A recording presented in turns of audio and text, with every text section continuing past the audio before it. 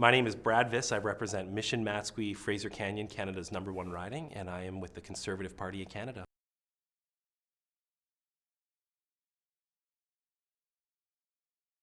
I graduated with a master's degree in Canadian politics, and I was hired into the public service. I had my golden handcuffs, so to speak, job for life, and I would ride my bike by Parliament Hill every day, and I'm like, well, that's where the real action is.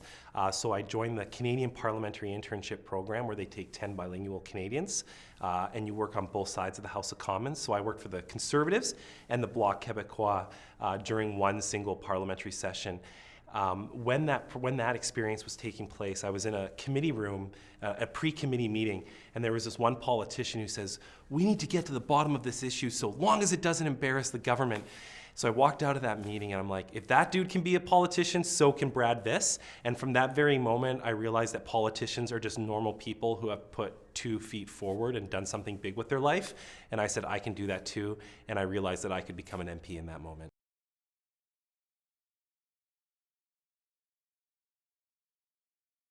I think my proudest accomplishment will hopefully come down the road, maybe one day when I get to table legislation. But one thing, as a British Columbian, we have very high housing costs. And the housing motion I passed in June 2 years ago was one of the big things I did, because I think I brought housing to the forefront for the Conservative Party and really made our party understand that we need to, and Canada understand that we can do more to help housing affordability through market-based mechanisms.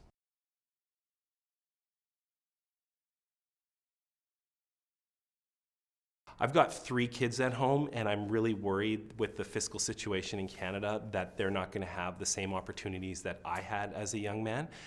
So I really want to ensure that there's available jobs and that people can make choices to live their best life. So I'm motivated by that. I'm also motivated by the people who elected me. Like, I represent a very diverse ecologically and cultural area of Canada, and I have a lot to do on behalf of a lot of people who are depending on me. We face some of the worst natural disasters in Canada's history in my riding, and so every day I got to push to make people whole again.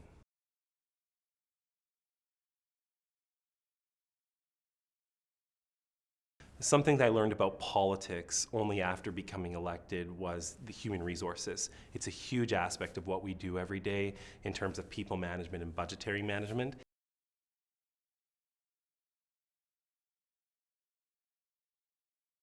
Last spring, I worked with Adam Van Koeverden and the Liberals to reignite the Canada-Netherlands friendship group between our 2 countries, and Adam, of course, is with the Liberal Party of Canada.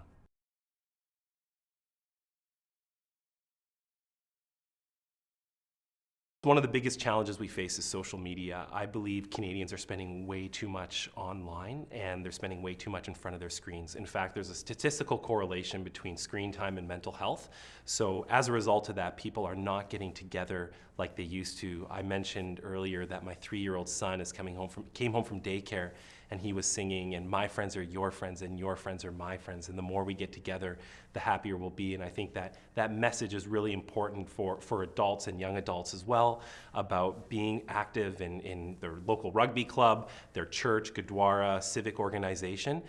We need people to come together with different perspectives and to share that in real life. Once again, I think we'll be much stronger as a country if we just put down our devices and we get together and do things for the common good.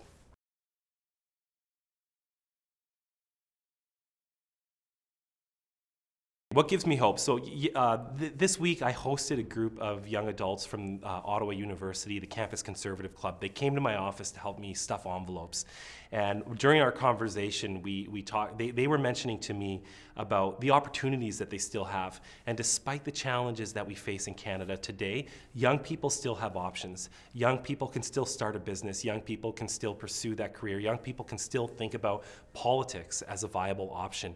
So opportunity still gives me hope. As a member of Parliament, I got to fight to uphold that hope and make sure that every Canadian still has that foundation of success to bolster their life and be their best person.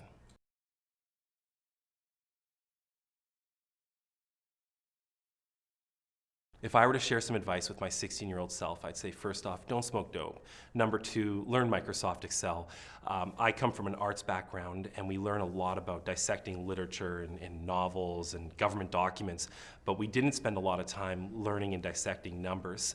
So numerical literacy in the political context, understanding how the estimates process works, and being able to dive in to demand accountability with that numerical proficiency will really elevate your job as a member of Parliament moving forward.